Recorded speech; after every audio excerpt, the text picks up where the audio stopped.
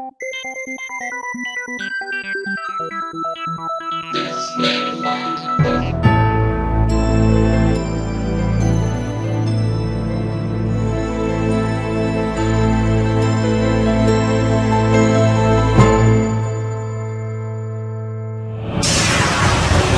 conexión directa con Víctor Camacho es 562-904-4822. Ahora, continuamos con más. Así es, estamos de regreso en el programa de Los Desvelados. Saludos a todos ustedes ahí en casa y por supuesto las líneas telefónicas ya conocidas. Es el 562-904-4822 de la República Mexicana, 800-681-1847. Perfecto, a través de las redes sociales pueden localizarnos en Twitter bajo Los Desvelados, en Facebook Los Desvelados, Víctor Camacho. Bueno, pues como les mencionaba, vamos a un enlace hasta Madrid, España en esta noche y bueno, pues en esta mañana por aquellos rumbos. Él es periodista, escritor e investigador. Escribe las revistas que muchos de ustedes leen regularmente, que imagino, pues es Año Cero, Más Allá, Enigmas, que son revistas españolas. Y nos da muchísimo gusto saludar en esta noche madrugada desde un gran amigo investigador, Pablo Villarrubias, con nosotros en esta noche. Pablo, ¿qué tal? ¿Cómo estás? Muy buenas noches y muy buenos días por allá. ¿Cómo has estado? Sí, aquí ya, buenas madrugadas, muy buenos días también a amigo Víctor, ¿no? Y muchas gracias por llamar también, ¿eh? No, al contrario, gracias por aceptar nuestra llamada, Pablo, y por despertarte temprano para platicar con nosotros. Pero es bueno despertar temprano, así uno ya se pone a trabajar, ¿no? Y hace las cosas que hay que hacer, ¿no? No, pues muchas gracias, Pablo. Bienvenido nuevamente al programa de Los Desvelados y pues como siempre información interesante que compartes con nosotros, ya que pues parte de tu trabajo es salir, investigar, visitar muchos países, tener contacto con mucha gente muy interesante y lógicamente pues traer esa información a los artículos que tú escribes regularmente en revistas y los libros que también ya tienes publicados, ¿no? Exacto, sí. Y últimamente, ¿por dónde has andado? Porque hemos tratado también de ponernos en comunicación contigo y siempre andas fuera. Es cierto, bueno, estuve casi más de un mes por Brasil, estuve después viajando también por unas islas maravillosas, el archipiélago de las Islas Canarias, que está casi situado en medio del Océano Atlántico, ¿no? Y que son islas, bueno, son parte del territorio español, frente a las costas de Mauritania, y más concretamente me fui a la isla de La Palma y la isla también de La Gomera. Y hay un hecho curioso, Víctor, sobre la isla de La Palma, y eso yo creo que se comentó mucho ahí también en Estados Unidos hará más de un año, de que esa isla estaría a punto de desaparecer totalmente. Que tiene un volcán, ¿no? Exactamente, un gran volcán que a cualquier momento podría entrar en erupción y partir por la mitad esta isla, ¿no? Pero no solo eso no sería solo la única desgracia, ¿no? En consecuencia del derrumbe del propio volcán, ¿no? Que partiría la isla, sino que esto provocaría un tsunami gigantesco que llegaría incluso a las islas del Caribe y a las costas también, donde es actualmente Luisiana, toda esa región de Estados Unidos que fue afectada actualmente, ¿no? Y que, bueno, provocaría, estas olas serían capaces de entrar más de 1 kilómetro. Hasta 2 kilómetros dentro del territorio norteamericano o incluso en las islas caribeñas, ¿no? Sí. Eso sería una catástrofe total. Esperemos de que eso no venga a ocurrir. Que nunca ocurra, ¿no? Exactamente, porque además sería una desgracia no solo para todos, como a la isla, que es una maravilla, una verdadera maravilla, ¿no? Yo creo que sí, pero pues ya ves que con la suertecita que nos estamos cargando últimamente, todo es posible, ¿no? Y pues contra la naturaleza realmente no se puede hacer nada. Y pues lo único que nos queda es simplemente observar y mantener la vigilancia de estos fenómenos, ¿no? Que pueden ocurrir en cualquier momento. Exactamente, de hecho, ahí estuve hablando con algunos vulcanólogos allí importantes de las Islas Canarias. Claro. Ellos me comentaron, porque la noticia tuvo mucha repercusión, porque además fue surge a partir de un artículo de una revista Vulcanology, me parece una muy importante. En todo el mundo, pero los vulcanólogos canarios me comentaban que era un poco también de exageración, ¿no? Lo que se había dicho. No sé si dijeron eso para calmar también a la población, claro, ¿no? y a todos los demás. Eso yo sé que afectó bastante también la noticia, el turismo, por lo menos en aquel momento, ¿no? A la isla, que mayoritariamente se da por parte de ingleses. Hay muchísimos ingleses y alemanes, incluso viviendo en las Islas Canarias, que, como digo, es una especie de paraíso, hace un gran paraíso, ¿no? Que está ahí, bueno, gran, digo, son islas no demasiado grandes, ¿no? Pero que es un lugar espectacular. Y además, Víctor, también el archipiélago canario se da también varios incidentes del fenómeno ovni extraordinarios. Es una región muy, muy visitada por los ovnis, ¿no? No sé si te acuerdas, a lo mejor, nuestras lecturas de infancia de los libros de J.J. Benítez, ¿no? El autor aquí español, él ya hablaba de la famosa montaña roja, que está situada en una de las islas de Canarias, también del famoso incidente de un posible, y entre comillas quizás, misil que hubiera sido confundido con un ovni.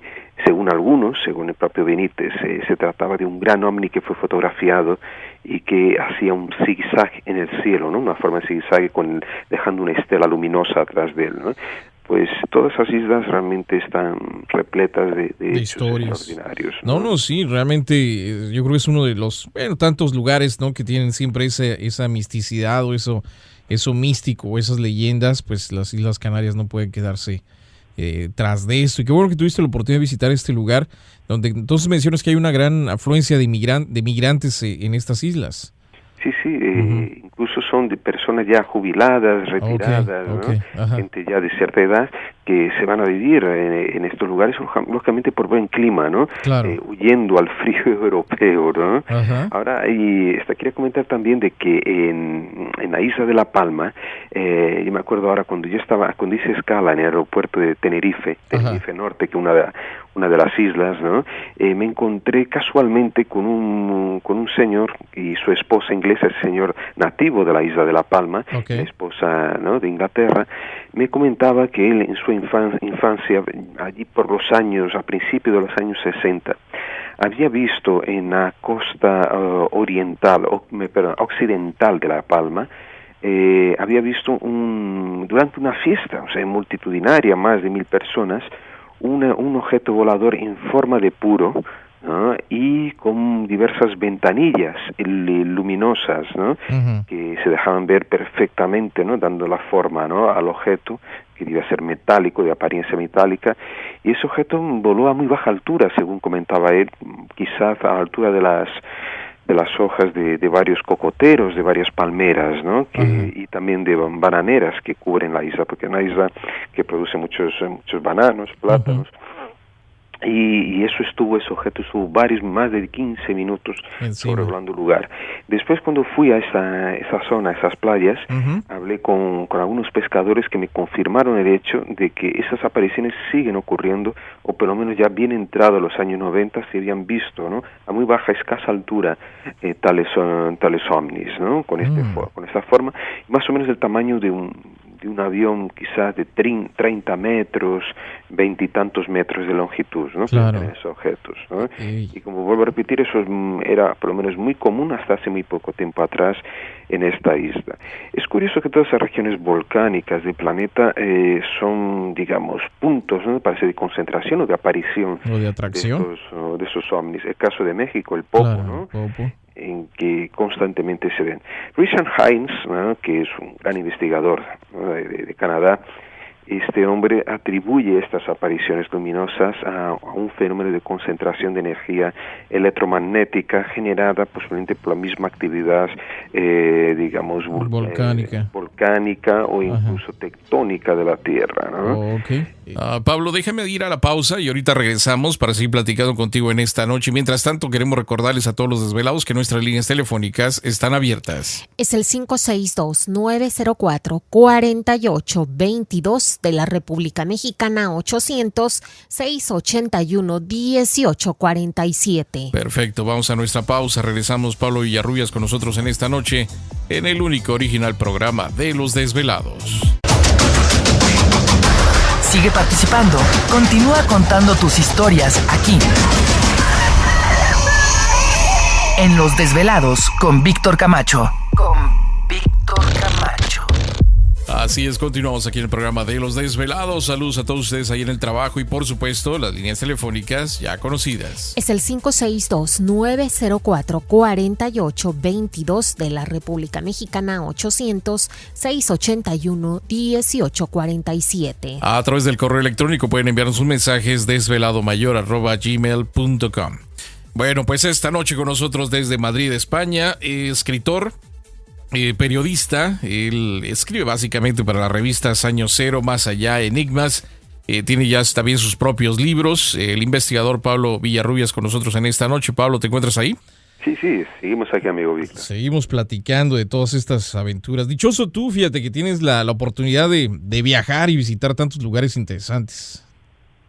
Bueno, realmente, y de esta vez, por ejemplo, que te comentaba de Canarias, sí, fue gracias justamente a un buen amigo espiritista de allí de la isla de La Palma, de ese amigo Oscar García, que me llamó para un congreso que estaba realizando sobre espiritualidad, unas jornadas sobre espiritualidad. Por eso tuve la oportunidad de ir de esta vez hace unos pocos días allá a la isla de La Palma y después, como te comentaba, también a la isla de La Gomera. Y en este congreso estuvo presente también Anabela Cardoso, que yo no conocía personalmente. Es una diplomática portuguesa, lusitana, y que esta mujer está desarrollando un trabajo muy interesante en el área del TCI, de la transcomunicación, o sea, instrumental, y en otras palabras, de intentos de comunicación con los muertos que estarían en el más allá, ¿no? Ok, los famosos EVPs, ¿no?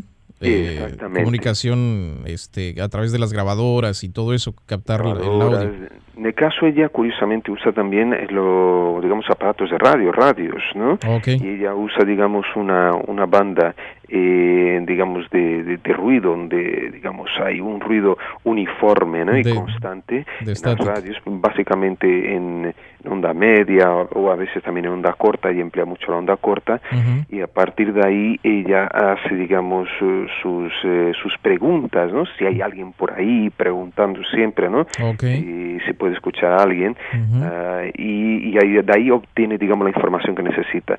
Lo curioso es que ella creó una estación, como llama estación Río do Tempo, Río del Tiempo, en Vigo, en España. Ella está viviendo actualmente allí, y desde ahí, entonces, en esa estación, que es en su propia casa, ella tiene una serie de equipos, y de ahí trata entonces de comunicarse con el más allá.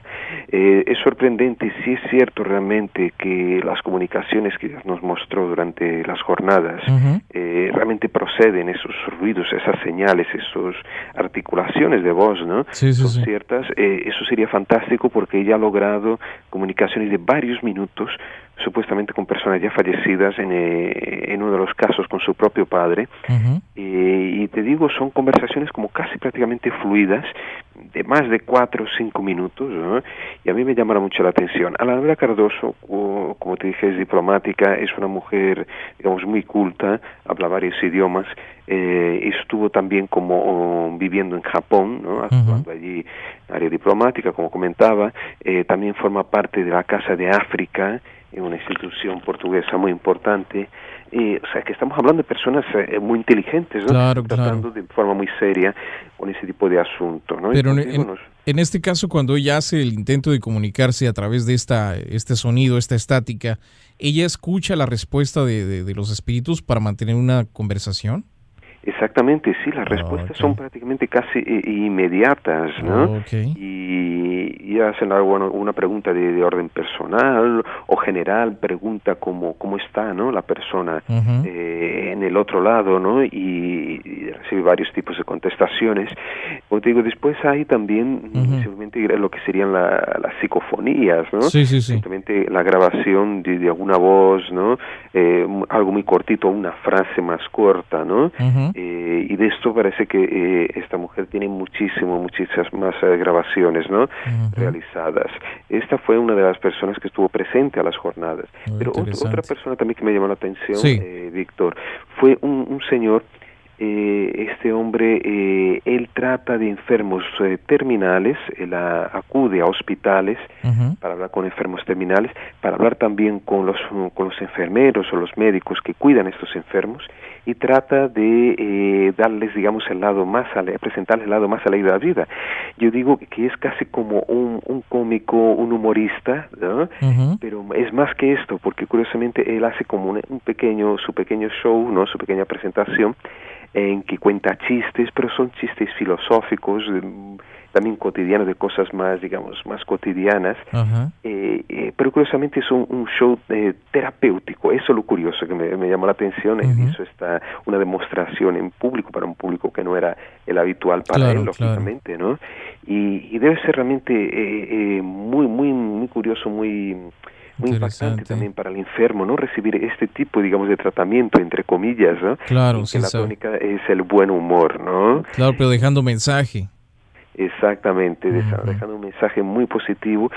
Este congreso, ¿cómo se llamó, dices? Jornadas de la espiritualidad, de la séptima jornada de espiritualidad de la isla de La Palma, ¿no? En un pequeño pueblito llamado El Paso se realizó. Como te digo, estas islas fueron habitadas en tiempos pretéritos por aborígenes, por pueblos de origen muy misteriosa. Algunos creen que esos pueblos llegaron ahí a partir del mismísimo desierto del Sahara, y que serían, digamos, los tuaregs, como digamos, en aquella época, hoy son llamados tuaregs, ¿no? En aquellos tiempos tendrían mejor otro nombre. Estas tribus, estos grupos humanos, eran hombres de cierta altura, muy altos, 1,80 m, vivían, digamos, de forma muy precaria, porque realmente no había, digamos, muchas condiciones para sobrevivir en aquellas islas, y se encontraron algunos restos, vestigios arqueológicos, y tuve la oportunidad de visitar también la isla de La Palma, como la cueva de Belmaco, con extraños petroglifos, o sea, inscripciones en piedras, muchas de ellas representando, digamos, espirales, ¿no? O laberintos de alguna forma. Eso es muy común, un símbolo muy común, que también se encuentra en las antiguas culturas del Mediterráneo, o también en Inglaterra y Irlanda, y ahí están presentes también como un símbolo posiblemente arquetípico, ¿no? Muy arraigado en nuestro inconsciente colectivo. O tribus, o las tribus nativoamericanas aquí en los Estados Unidos usan mucho también la espiral, ¿no? O se ven también en los grabados en piedra. Exactamente, para algunos es un símbolo cósmico, ¿no? Claro. Un símbolo de la regeneración eterna del universo, ¿no? Y eso, como te digo, están allí también presentes en la cueva de Melmaco. Estaba también estuve en la Zarcita y en la Zarza, que es otra zona en que hay cuevas en abierto, digamos, partes de entradas de cuevas con unos símbolos maravillosos. Estas son, digamos, unas espirales muy complejas, se entremezclan varias espirales. Yo nunca había visto algo semejante. Se mandan incluso por email algunas de estas fotos que son muy extraordinarias. Y desgraciadamente también el turismo ha causado estragos, ¿no? Efectos a estos petroglifos. Hay muchos más escondidos porque la isla está llena de volcanes. Como te dije, el Teneguía fue unos volcanes que en los años 70 y en el año 71 estuvo en plena ebullición y erupción, y realmente provocó mucho susto, ¿no? A la población de la isla, que no es mucha gente, pero bueno, y también, o sea, la lava. Estuve en ese volcán, el volcán San Antonio también, que es impresionante. Es un volcán que uno ahora mismo, bueno, está calmadito, ¿no? Y también pude caminar sobre sus ex lavas. Ahora ya es tierra volcánica, ¿no? Y realmente es un paisaje asombroso, y no me sorprende que por ahí anden los ovnis, ¿no? Por las noches, porque es un panorama gigantesco, ¿no? Colosal, ¿no? De La Palma. Yo creo que sí ha de ser algo realmente impresionante, y ojalá que algún día tengamos la oportunidad de conocer también ese lugar por allá, Pablo. Pues como el tiempo es el que nos gana, platícanos allá en Brasil, ¿qué onda con esto de que los militares abrieron expedientes, invitaron a investigadores del fenómeno OVNI, y Canal Globo también, ¿verdad? Estuvo por ahí presente en esto que hizo los militares brasileños, en abrirse completamente a que sí estaban investigando el fenómeno OVNI ellos. Sin duda, bueno, ya tenemos oportunidad de comentar en próximos programas. Un mes y un tanto de en que estuve allí en Brasil, realmente cundió mucho, tuve mucha información. Pablo, un segundo, déjame ir a la pausa nuevamente, pero ahorita regresamos contigo. Pablo Villarrubias con nosotros en esta noche, en el único original programa de Los Desvelados. Para seguir escuchando más historias como estas, no le cambies, porque Los Desvelados con Víctor Camacho ya regresan. Sale, vale, continuamos en el programa de Los Desvelados, una noche intensa y por supuesto nuestras líneas telefónicas siguen abiertas. Es el 562-904-4822 de la República Mexicana, 800-681-1847. Así es, a través de las redes sociales puede localizarnos en Twitter bajo Los Desvelados, en Facebook Los Desvelados, Víctor Camacho. Bueno, pues esta noche con nosotros, él es periodista, escritor, investigador, colaborador de las revistas Año Cero, Más Allá y Enigmas. Está con nosotros Pablo Villarrubia. Pablo, ¿te encuentras ahí? Sí, seguimos. Pero unas cosas importantes que han ocurrido hace poco más de 2 meses fue gracias al esfuerzo de Ademar Jevaer, el gran ufólogo brasileño y director de la revista UFO. Es una, digamos, de las personas que, digamos, más activas del mundo de la ufología, no diría solo en Brasil, como en todo el mundo. Ademar forzó, digamos, yo digo que forzó porque a partir de recogida de firmas, creo que recogió miles y miles de firmas en todo el planeta de ufólogos y no ufólogos, de personas interesadas, logró presionar al gobierno brasileño, en este caso, para que por fin intentara ya abrir los archivos, ¿no?, precisamente de la aeronáutica, del Ejército del Aire, que tienen del fenómeno OVNI. Hasta este momento nunca oficialmente, digamos, la aeronáutica brasileña se había pronunciado a este respecto. Algunos de nosotros, Jevaer y su gente, sabíamos que había existido una operación especial militar llamada Operación Plato. Esta operación se da entre 1977 y 1978, cuando varios militares son convocados para investigar in situ, allí en plena Amazonía brasileña, una serie de fenómenos escalofriantes sobre apariciones realmente de ovnis agresivos, estos que disparaban como rayos, haces de luz contra la población nativa, y provocando incluso supuestamente la muerte de algunas personas, y también quemaduras, frecuentemente quemaduras en los nativos. Entonces, claro, el gobierno brasileño se manifiesta creando esta Operación Plato, envía varios militares, estos viajan por los ríos amazónicos, por las selvas, e incluso ellos mismos son testigos de varias apariciones de ovnis gigantescos, y cómo esos ovnis provocan pánico, no solo entre la población, sino ya entre ellos mismos, que se ven indefensos ante, digamos, la grandeza del fenómeno, ¿no?, y la proyección de estas luces en plena selva, ¿no? Entonces todo eso, esto fue, digamos, también uno de los puntos fuertes, ¿no?, de lo que solicitaba Jevaer, que fuera desclasificado, la documentación que fuera desclasificada. Entonces, como digo, hace unos meses, 2 meses, poco más, Jevaer, también Roberto Beck, un gran amigo ufólogo, uno de los veteranos de Brasil, y otros tantos estuvieron en Brasilia, en la capital de Brasil, y hablaron, finalmente fueron a entregar las firmas que habían recogido a los militares, y estos aparentemente de muy buena manera y con mucha satisfacción recibieron a este pequeño grupo, esa representación, esta comitiva de ufólogos, ¿no? Y no solo eso, para sorpresa de todos, entregaron una carpeta repleta de documentos, creo que procedentes de la Operación Plato de aquella época, del 77-78, para este grupo, para que pudieran investigar a fondo, ¿no?, que tuvieran la oportunidad de investigar esto. O sea, fue un gran paso. Yo creo que lógicamente hay mucho más, esto es solo la punta del iceberg, ¿no?, en relación a lo que debe tener el gobierno brasileño, porque sabemos que desde los años 50, como hemos comentado en otras ocasiones en el programa Desvelados, ¿no, Víctor? El gobierno brasileño colabora con el gobierno de Estados Unidos, enviándoles constantemente informaciones sobre apariciones de ovnis, ¿no?, en los cielos de Brasil. Y uno de esos documentos puede ser visto incluso por internet, que fue desclasificado hace algunos años, que es el informe remitido en inglés a la Embajada de Estados Unidos en Brasil, en aquella época, Río de Janeiro, sobre el incidente del fuerte Itaipú, ocurrido en 1957, cuando un ovni gigantesco baja o se acerca mucho a un fuerte militar en la costa de San Paulo, y uno de los soldados que estaba allí, uno de los vigilantes, se quema, o sea, parece que el ovni emite una radiación muy fuerte, ¿no? Y llega a quemarse, a provocar serias quemaduras en aquel pobre soldado. Wow. Y esto ante los ojos, la mirada atónita de varios colegas suyos, de varios militares, Claro. ¿no? Y hasta ahora no se saben los nombres de las personas que fueron, digamos, dañadas. la persona que fue herida, dañada, ¿no? Ajá.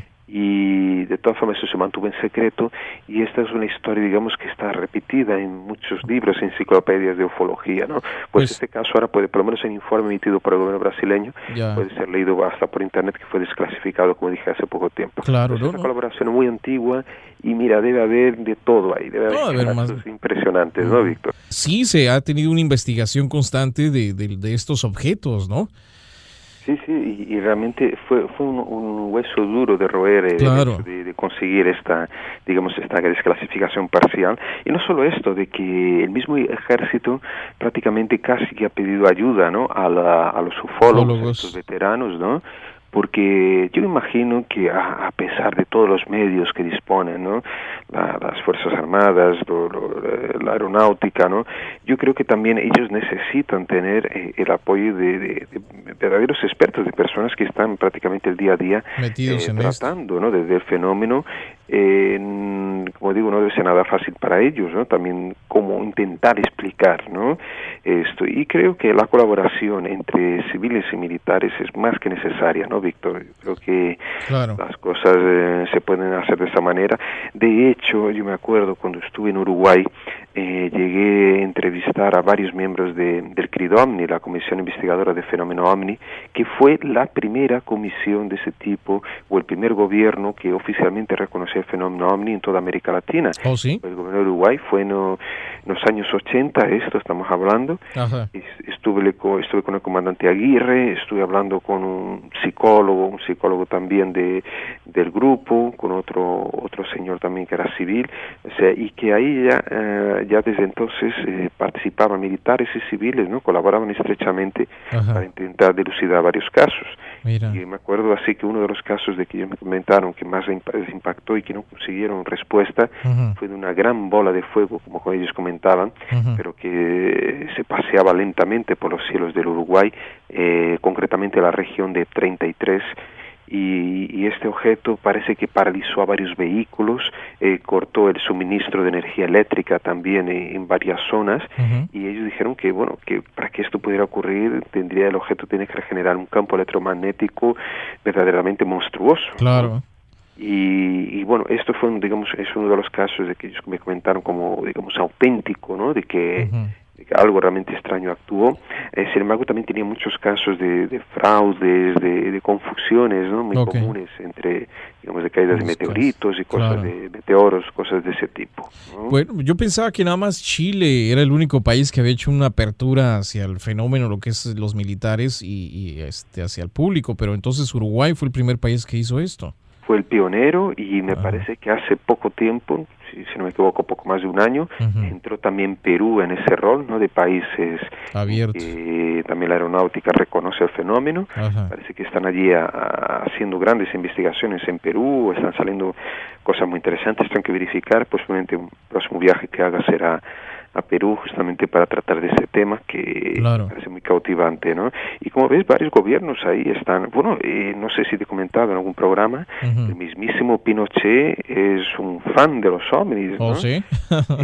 Este hombre, incluso él se cree especialmente iluminado, ¿no? Como en muchas cosas, por el hecho de que haya podido ver un ovni en una ocasión, y que en otra ocasión también, bueno, que estaba muy interesado en el caso del Cabo Valdés. Claro.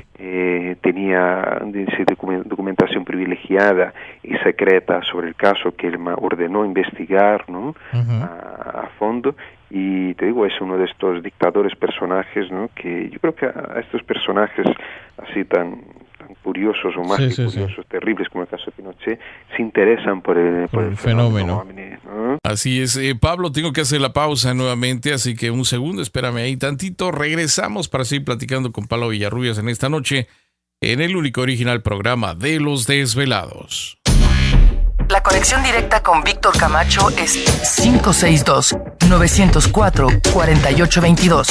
Desde México, 01800-681-1847. Continuamos con más. Así es, continuamos el programa de Los Desvelados. Entramos de lleno en nuestra segunda hora de programación, transmitiendo en vivo y en directo para todos ustedes a lo largo y ancho de la Unión Americana, partes de la República Mexicana y por supuesto las líneas telefónicas siguen abiertas. Es el 562-904-4822 de la República Mexicana, 800-681-1847. Redes sociales, sigan enviando sus mensajes en Twitter bajo Los Desvelados, en Facebook Los Desvelados Víctor Camacho, y también les invitamos a que visiten nuestro canal en YouTube como Los Desvelados. Bueno, pues esta noche con nosotros desde Madrid, España, él es periodista, escritor e investigador. Colabora escribiendo en las revistas de Año Cero, Más Allá y Enigmas, que muchos de ustedes pues ya han leído o siguen leyendo estas revistas. Tiene sus propios libros también, así que nos da muchísimo gusto saludar a Pablo Villarrubia en esta noche. Pablo, ¿te encuentras ahí? Sí, seguimos aquí, amigo Víctor. Yo creo que todo mundo ha de tener un interés dentro del tema, ¿no? Sería raro la persona que sería indiferente a respecto a esto, pero pues algunos tal vez lo manifiesten más activa que otros, ¿no? Claro, y como te digo, ahora es una tendencia, ojalá eso se vaya expandiendo por toda América Latina. Veamos cómo también va progresando toda esta relación que va a tener Jebaer con las autoridades brasileñas, claro. Un territorio inmenso de Brasil, ¿no? Sí. 8,5 millones de kilómetros cuadrados, en que realmente se han prodigado muchos casos, ¿no? Y comentábamos ahora fuera de antena, ¿no? Víctor, del Congreso en China, ¿no? El Congreso más multitudinario de la historia. Fin de semana pasado. Exacto, y yo no sé, estoy en duda, tengo que verificar si fue Sun Chili el que organizó esto. Sun Chili yo lo conocí en Brasilia, es un gran ufólogo chino que estuvo además trabajando en la embajada en México, un hombre que habla perfectamente español, fue profesor de la Universidad de Beijing o Pekín, ¿no? del Departamento de Lengua Española. Y este hombre tenía el grupo más grande del mundo de ufología, con más de 1 millón de afiliados, de asociados, ¿no? Y según las encuestas que se hicieron en China, según los resultados de ese congreso, parece que más de la mitad de la población de China cree en los ovnis. Sí. Esto es un dato muy significativo, ¿no? O sea, más de la mitad de la población china, que no es poco, ¿no? Pero yo tengo que verificar exactamente Sun Chili, porque yo estaba muy preocupado. Sun Chili, según varias personas me contaron, había desaparecido completamente y sin dejar rastro desde hace algún tiempo. Mira, aquí tengo la nota que salió, dice: ufólogos, científicos y aficionados de todo el mundo se reúnen en el país asiático para intercambiar experiencias y demostrar a los demás que los extraterrestres existen y visitan con frecuencia nuestro planeta. Así lo informa una prensa local allí en China. Y se reunidos en Dalian, una ciudad costera al noroeste de China, ufólogos, científicos aficionados se reunieron a hablar de sus supuestos avistamientos y encuentros en la tercera fase. China es el lugar ideal para acoger este congreso. No en vano, encuestas publicadas aseguran que más de la mitad de los chinos creen en la existencia de los ovnis y que 1 de cada 5 avistamientos en el mundo se produce en ese país. Al gobierno no le gusta que se le informe de fenómenos paranormales, quizá porque los considera datos militares, destacó un periodista de un medio oficial chino que intentó hacer un estudio sobre los ovnis en China, pero fue obligado por sus jefes a interrumpir estas investigaciones. El diario oficialista de China Daily, sin embargo, publicó hoy curiosas experiencias de algunos de los asistentes a la conferencia mundial, como la de Meng Xiaohu, quien afirma haber sido llevado por extraterrestres a una nave espacial donde vio cosas increíbles. Otro caso de posible adopción, aunque también podría haber tratado de un asombroso fenómeno de sonambulismo, es el de Huang Yang-qiu, quien en la noche del 77 se acostó en su casa de la provincia de Hebei, en el norte del país, y despertó pocas horas después en Shanghái, 1.200 kilómetros más al sur. Los asistentes del Congreso aseguraron que en los últimos años la popularización de las cámaras digitales y videocámaras ha permitido que el número de pruebas de la existencia de naves extraterrestres se haya aumentado, y aseguran que los ufólogos son en su mayoría científicos e intelectuales que no se toman el tema a la ligera. Pero no menciona quién fue el que organizó esto. Sí, sí, eso sería interesante verificar. Como dije, es curioso porque desapareció completamente eso en Chile. Ajá. Bueno, ya se ha especulado de todo, ya sabes que hay casos de ufólogos que han desaparecido, Claro. supuestamente asesinados, O los desaparecen. digamos, que murieron misteriosamente de cáncer de la noche para el día, ¿no? Cosas de ese tipo, como en el caso también se especula de Olavo Fontes, el gran ufólogo brasileño, que fue posiblemente el que remitió muchos informes al gobierno de Estados Unidos sobre el fenómeno OVNI, ¿no? Muchos creen que él sabía demasiado y que por saber demasiado, aparentemente la CIA o alguna otra organización de Estados Unidos hubiera hecho, hubiera provocado un cáncer que realmente fue muy repentino a este hombre muy temprana edad, creo que no tenía ni 40 años. Es lo que menciona. Posiblemente la ufología sea peligrosa, ¿no? Con lo que estabas mencionando de que pues se ha hablado mucho de que algunos ufólogos los han desaparecido. Sí, se habla de la desaparición de ufólogos, también de la muerte repentina de algunos de ellos, algunos supuestamente envenenados, otros, digamos, con alguna enfermedad inoculada, ¿no? Para provocarles la muerte. Y me parece que ya en los años 60 ya hubo algunos casos así, como te comentaba, en el año 68 con la muerte de Olavo Fontes, después con varios ufólogos norteamericanos, ingleses también, ¿no? Sucedió en los años 70, pero bueno, son cosas que se han especulado, claro, ¿no? En los últimos años no tenemos, digamos, pruebas concretas de esto, pero es muy extraño que algunos personajes, como digo, el mismo Sun Shili, que haya desaparecido, ¿no? De repente. Del mapa, Claro. y me acuerdo que en aquel congreso, bueno, en 1997, retomando un poco la cuestión también de la clasificación de los documentos, en 97 en Brasilia se realiza el primer gran foro mundial de ufología, donde estuvieron presentes más de 100 ufólogos de todo el mundo. Entre ellos estuvo Buddy Hopkins, estuvo Michael Hersman, estuvieron ufólogos, bueno, de casi toda Latinoamérica, y fue un congreso así extraordinario. Y en aquel momento todos esos ufólogos firmaron, digamos, un documento diciendo, ¿no?, que los ovnis realmente existen, que serían aparentemente vehículos o manifestaciones de alguna inteligencia alienígena, y que ese documento fue entregado, fue puesto en manos en aquella época de políticos que acudieron al Congreso y más tarde también de miembros de la aeronáutica. Esto se puede ver en internet, el documento está en inglés, español y en portugués, está en internet, como digo, con las firmas de todos estos representantes, incluso la mía también, que participé en aquel evento, que fue, digamos, el puntapié inicial para después para las gestiones que fueron realizadas más tarde por Jevaer y el grupo de la revista UFO, ¿no?, para lograr esta, digamos, desclasificación parcial. Y como digo, si en China, dijiste en el comunicado que leíste, ¿no? Sí. En China era que me parece que 1 de cada 5 apariciones de todo el mundo se daban allí, ¿no? Se daban en China. Inmenso, y realmente es posible, ¿no?, para gran extensión de China, y yo diría que casi otro tanto sería de Brasil, y casi toda América Latina, lógicamente, porque ahí tenemos regiones muy muy misteriosas, regiones, digamos, de selvas, de montañas, ¿no?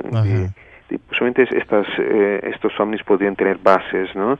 Y fíjate, si en Estados Unidos hay unas tantas, ¿no? Como, bueno, tú visitaste la zona o estuviste cerca ahí de la zona de Área 51, ¿no? Sí. En Estados Unidos vi el video aquí, esto que me dejaste, ¿no? Sí. Y entonces, bueno, es posible que existan estas bases, ¿no? Claro, pues es más, se habla mucho, ya que estamos hablando de Sudamérica, en arqueología. Es más, estuvo aquí Ricardo González, que es un contactado peruano, y nos estaba comentando de que, por ejemplo, en Perú hay muchas pirámides que no pertenecen en sí a la cultura inca, ¿no? Entonces, pues los arqueólogos no dan a conocer ese tipo de información porque pues está fuera de contexto dentro de la historia que se nos ha contado, ¿no? Sí, bueno, los incas, ya sabes, ¿no, Víctor?, que son, digamos, prácticamente la última gran cultura, ¿no? Gran civilización que estuvo en Sudamérica, y eso no significa que haya sido la mejor, la más inteligente, o la única. Sí, pero o la única, ¿no? Sí que están muy bien organizados, militarmente se organizaron muy bien, ¿no?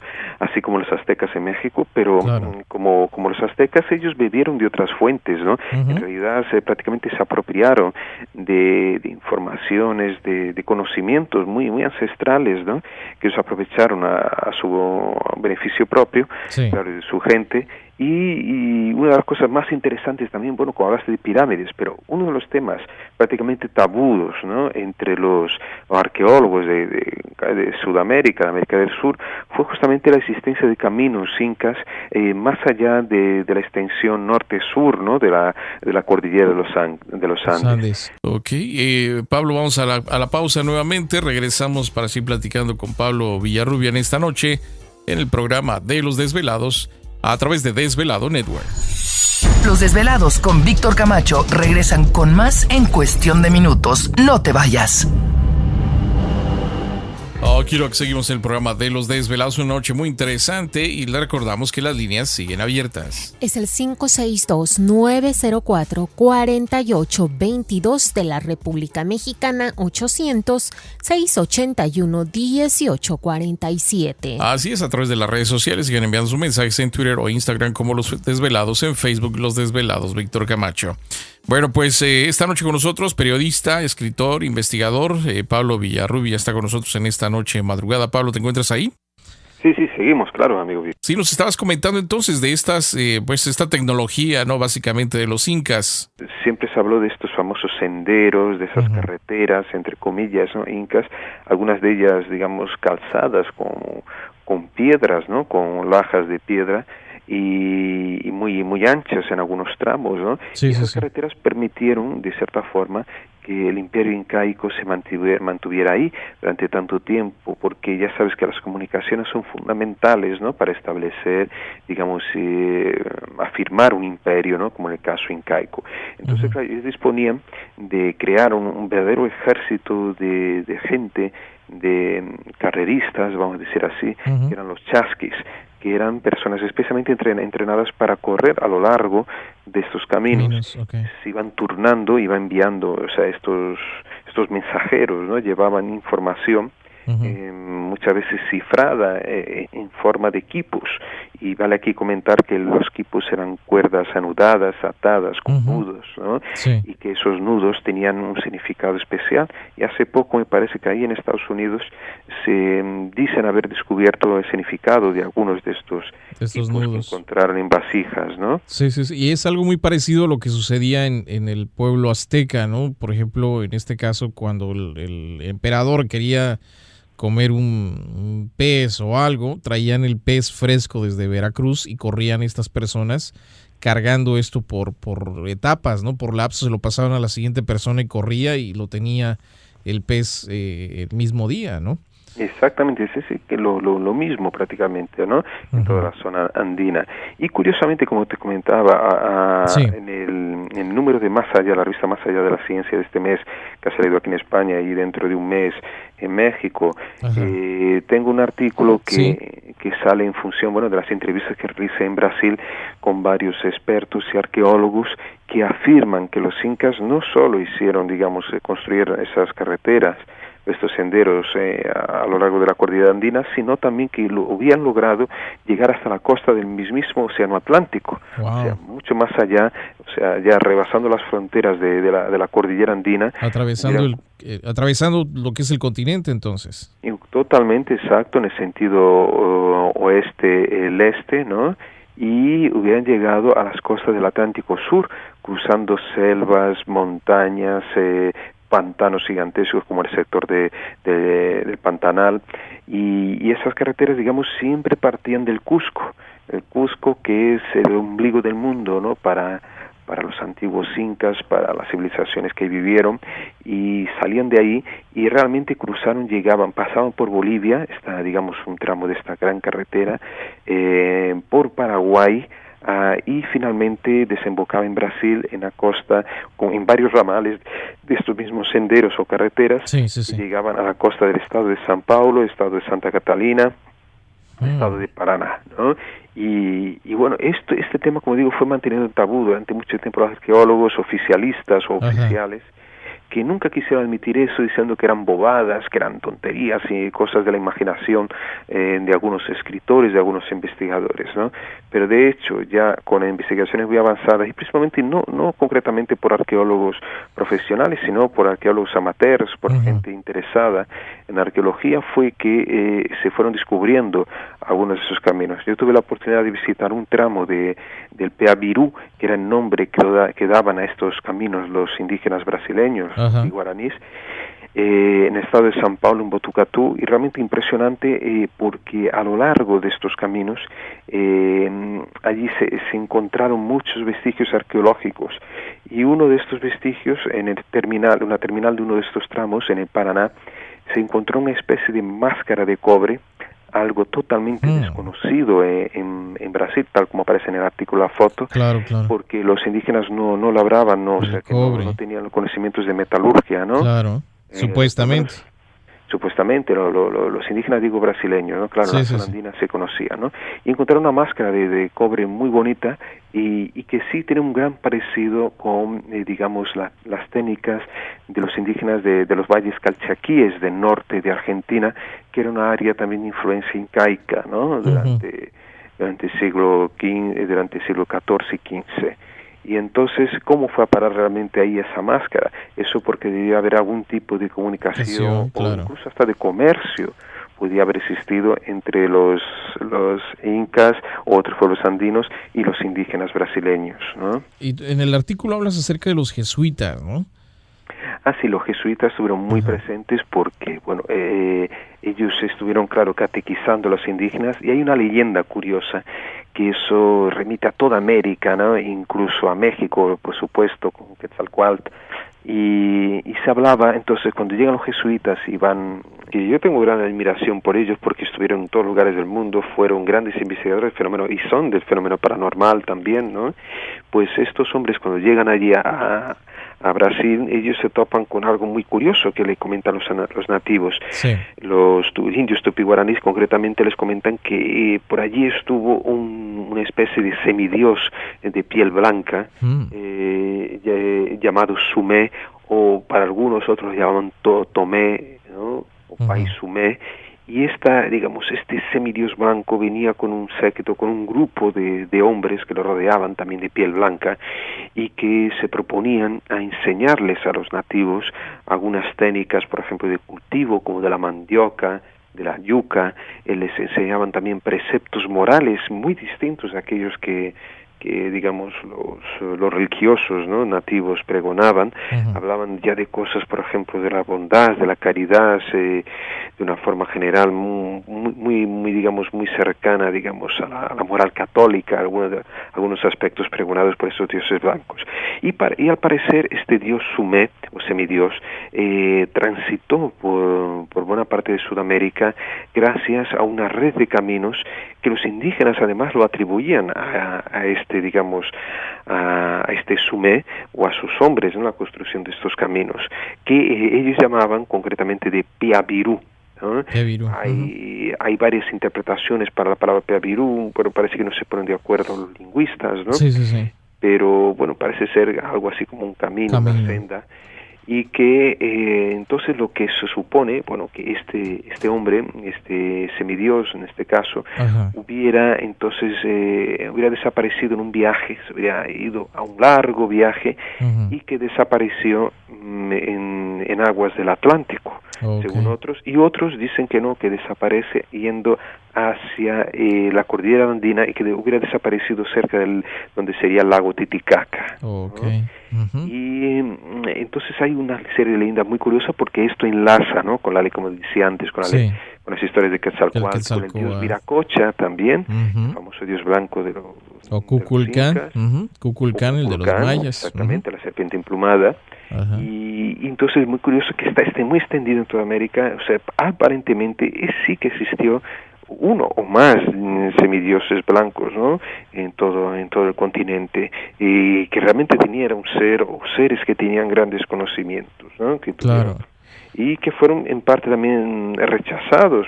Claro, habría también un grupo de personas que no estarían de acuerdo con lo que enseñaba este Sumé, digamos los señores de las grandes religiones de aquel momento, ¿no? Dijeron, bueno, viene otro aquí a contarnos otras historias, ¿no? Que no son las nuestras y vienen a ocupar nuestro espacio, pues vamos a rechazarlo. Y fue más o menos lo que pasó, parece que fue expulsado, entonces este hombre parte en una peregrinación que le hace desaparecer, o más allá del océano, o incluso en un lago, ¿no? En el lago Titicaca. ¿Y este artículo va a salir el próximo mes en España?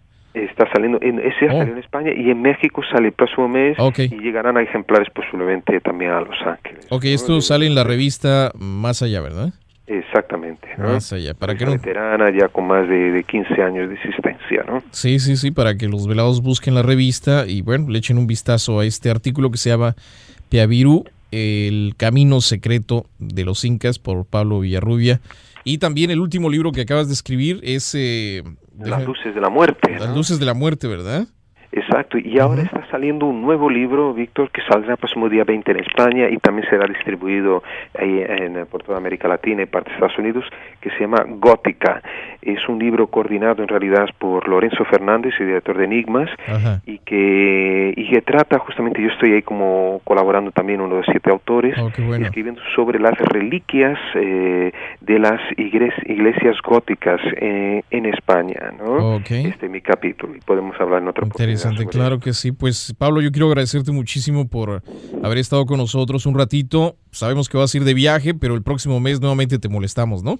Muy bien, sin duda, amigo Víctor. Muchas gracias a ti, a los amigos desvelados también, y bueno, y tú siempre con este gran éxito y conocimiento y capacidad de saber hacer las cosas con seriedad, ¿no, Víctor? No, te agradezco muchísimo, Pablo. Un saludo a la distancia y te deseamos un buen viaje y un feliz retorno nuevamente a España, ¿eh? Muchísimas gracias, un fuerte abrazo, un abrazo cariñoso también, Víctor. Gracias a Pablo Villarrubias por estar con nosotros en esta noche. Vamos a nuestra pausa, regresamos con más del único original programa de Los Desvelados. Sigue participando, continúa contando tus historias aquí, en Los Desvelados con Víctor Camacho.